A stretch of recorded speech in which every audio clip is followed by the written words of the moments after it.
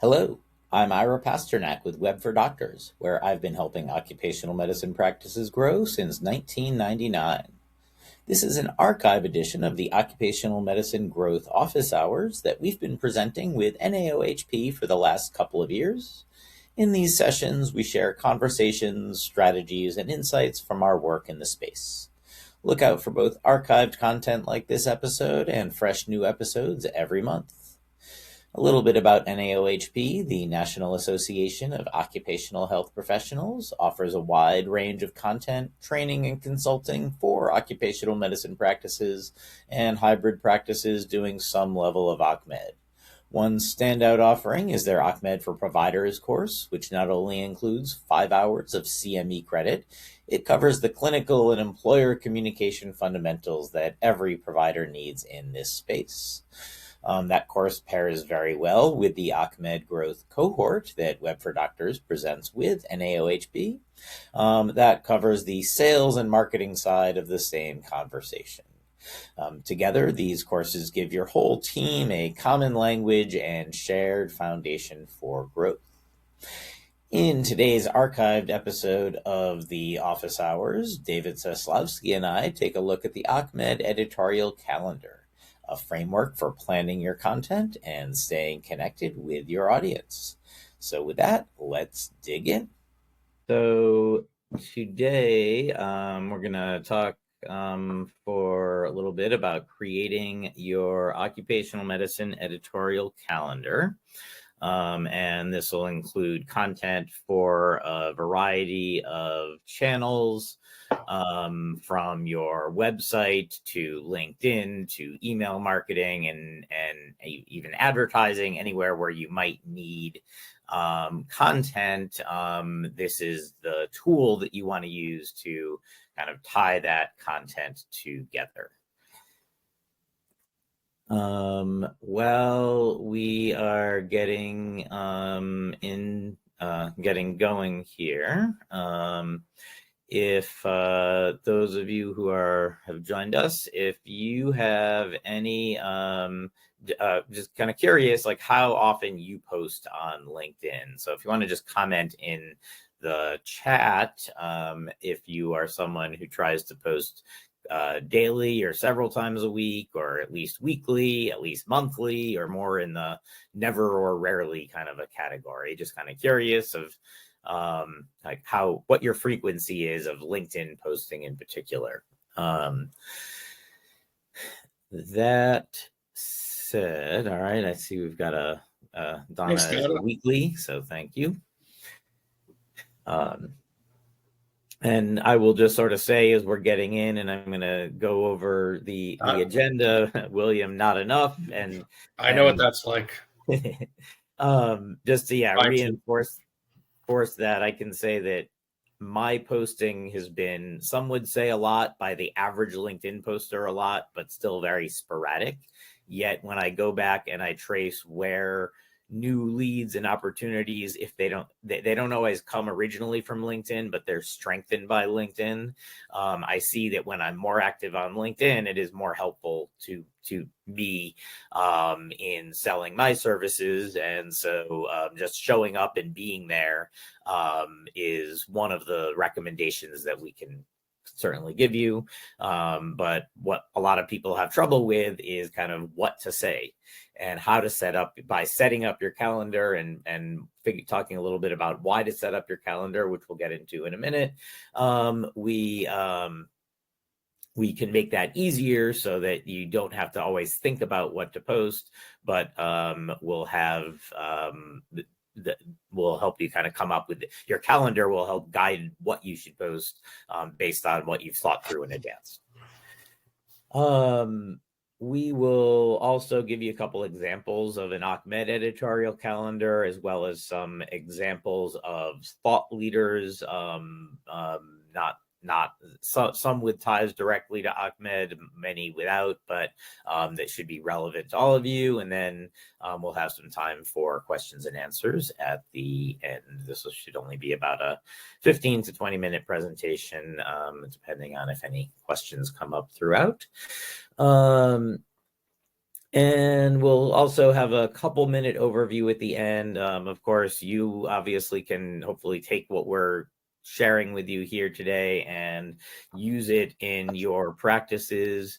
At the same time, if you would like a boost, and we're going to kind of give you a quick overview of a way that we have a new service that we're launching today, in fact, along with NAOHB, to help with Ahmed content. But for now, we'll be focusing on things that you can hopefully leverage with or without help from us, just based on this kind of quick overview.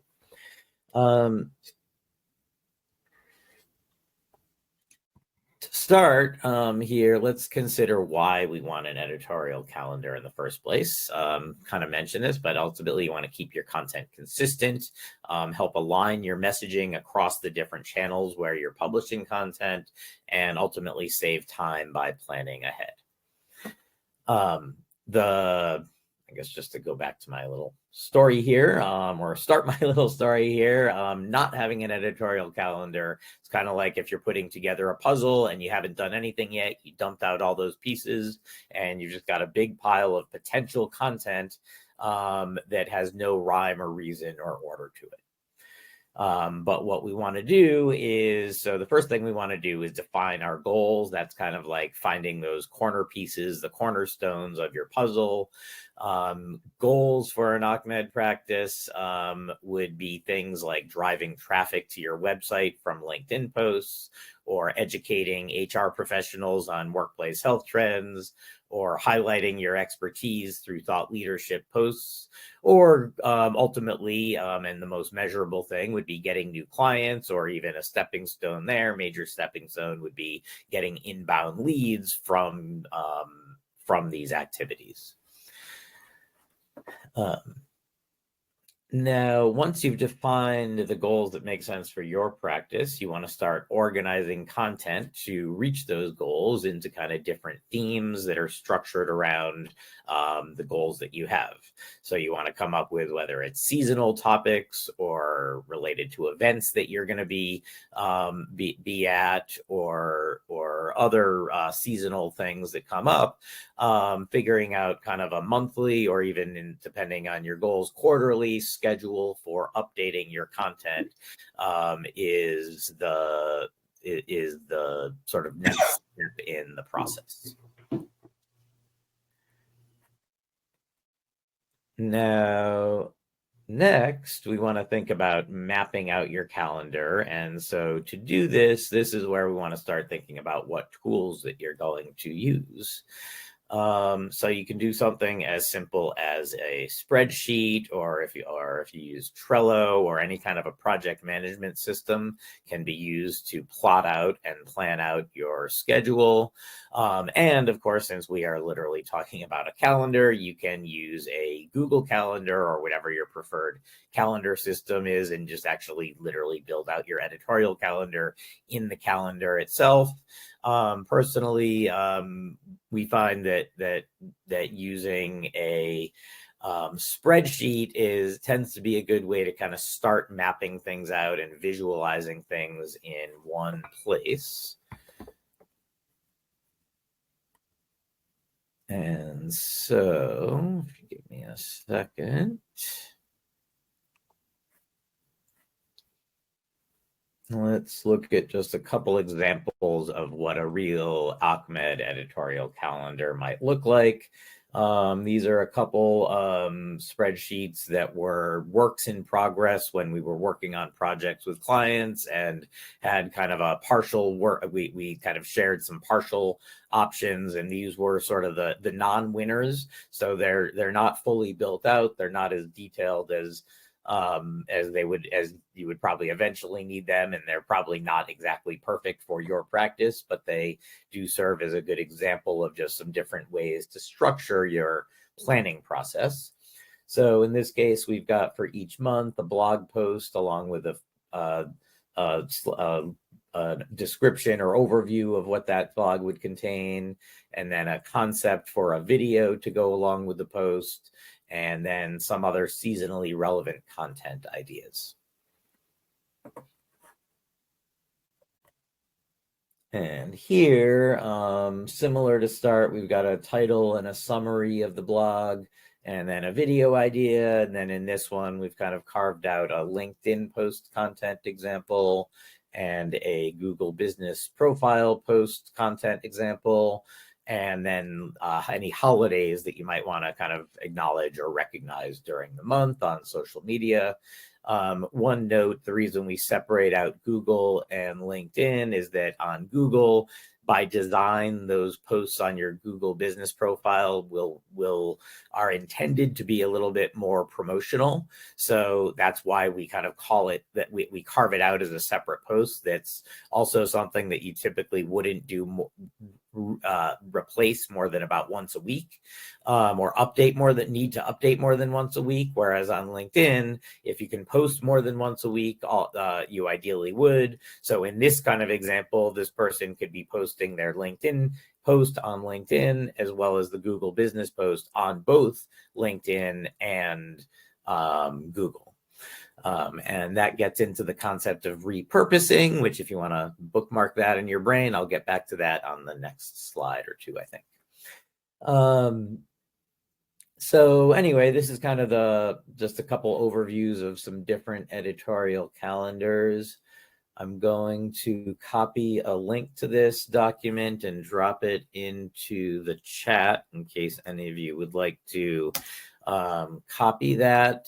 You'll have to make your own. It should allow you to view it, and you can make your own copy if you want to edit and play around with it so that it's not editing our version.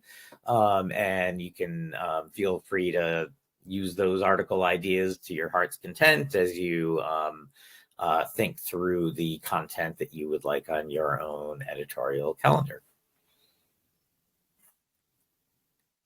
All right, let's shift back to our presentation and talk for a couple minutes about repurposing and amplifying. So the concept here is that you do not need to reinvent the wheel with all of your content. You can repurpose things from one platform to the other.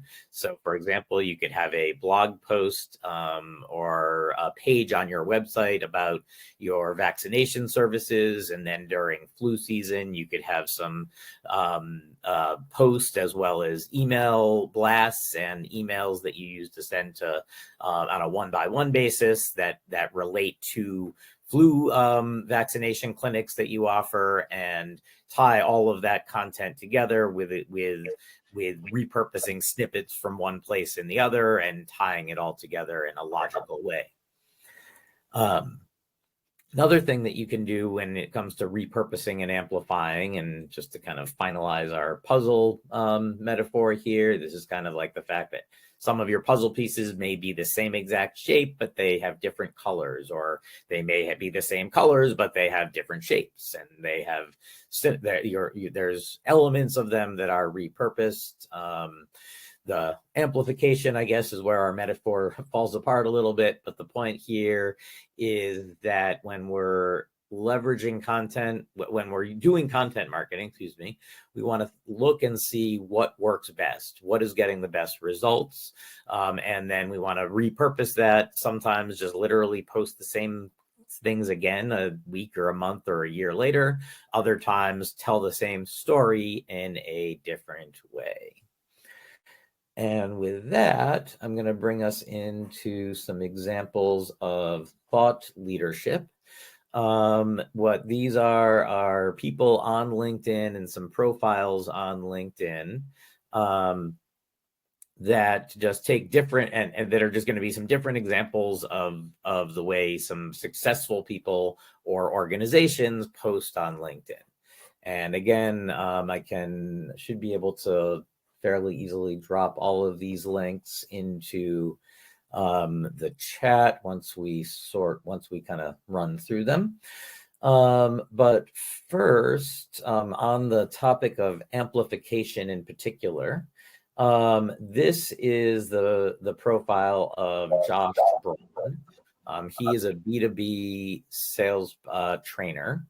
And you can see as you scroll through, a lot of his posts are just plain text. That first picture I was on was his dog Ruby, who's one I know because I follow him, and he posts as many pictures of Ruby as he does of just about anything else, but a lot of it is plain text or very simple videos like this one. And he is extremely successful. Everything I've just scrolled through is all within the last 2 days. So he posts multiple times a day, and that's what works for him. Now, LinkedIn is his main channel where he does business, and so he's going to do it. He has a much bigger audience that's on LinkedIn than any of us are likely to.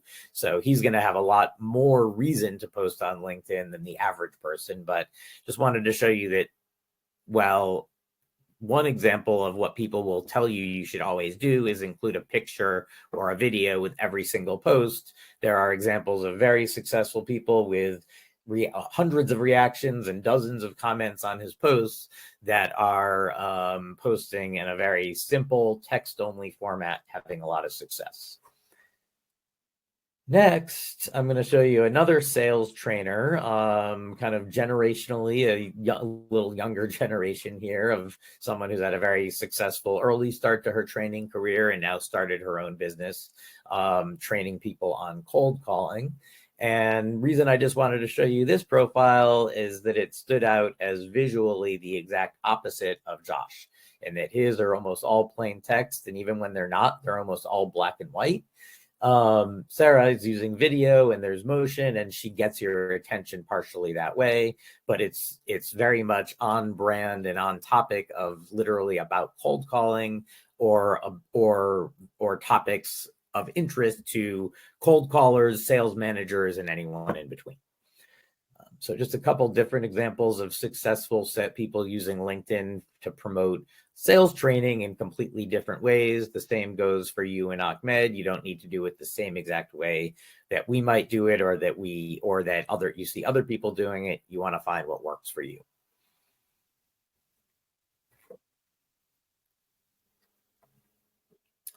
One quick slight caveat to that is that this is the profile of Amanda Natividad. She's a marketing executive at a essentially digital PR related company called Spark Toro. She coined the term. She didn't necessarily invent the concept, but was among some people early on recognizing it and coined this term zero-click content. What this means is a concept that on all social platforms, they don't like you to, they like posts that don't include external links. So if you scroll through Amanda's post, you'll see that almost everything she has, other than the occasional link to her website, is going to be posts that don't have any external links. Sometimes she shares something internal to LinkedIn or tags people or pages in LinkedIn. But the concept of zero click is that if you don't have external links in your social media posts, you are more likely to get traction on the social media platform. That goes especially for LinkedIn compared to some of the other platforms. That caveat aside, you should feel free to post links to other pages. Just don't do it all the time is my recommendation there. Couple examples of companies that do a great job of posting regularly, both a smaller business as well as obviously the biggest Ahmed practice in the country, but both Concentra and NAOHP conference exhibitor Daisy Bill are both companies that do a very good job of posting to their company page on a regular basis. One thing to note is that you don't get a ton of traction on a company page. Even a company as big as Concentra doesn't get any more and probably a little bit less traction than an individual with a large following does on the platform. At the same time, people definitely use your company, will reference your company pages, especially when researching you. So while your personal pages tend to be something that will get you attention more top of the funnel, company pages are more something that they look at right before they convert in many cases. But even beyond that, the number of reactions doesn't necessarily matter, because something that I've found is that the people who I end up knowing I'm connected to on LinkedIn, they contact me maybe through a LinkedIn direct message, but they've never commented or engaged with me publicly on LinkedIn. So the leads that you get are not always from the people who engage with you, which is not to say that you don't want people engaging. It's just that the leads are sometimes lurking in the background. A couple other individuals to share with you. April Gillum, if you're in the urgent care world at all, you may have seen her on your feed. She's very active as a employee of the online check-in company Solve, as well as very active in the Urgent Care Association. But she has a very active profile on LinkedIn. Again, slightly generational maybe, although she's maybe not quite as young as Sarah, but she uses a lot of video and visuals on her platform. Almost all industry related, but this was when it snowed in Houston and someone dressed as Batman walked by her house, and having a little bit of fun like this on LinkedIn is definitely okay and will help you get more attention. That said, one final thought leader, someone who definitely is more Ahmed related directly than just about anyone else we've talked about here, but Alan Ayers, who works for Xperity, used to work for Concentra, talks mostly about urgent care, but with definitely regular tie-ins to occupational medicine. And so definitely a profile of someone who for years and years has posted very regularly and is a good example of one way to do LinkedIn, so to speak. Thanks for watching or listening to this edition of the Occupational Medicine Growth Office Hours. If you found this helpful, please share it with a colleague or a friend. And if you're on YouTube and you'd like more content like this, please hit subscribe.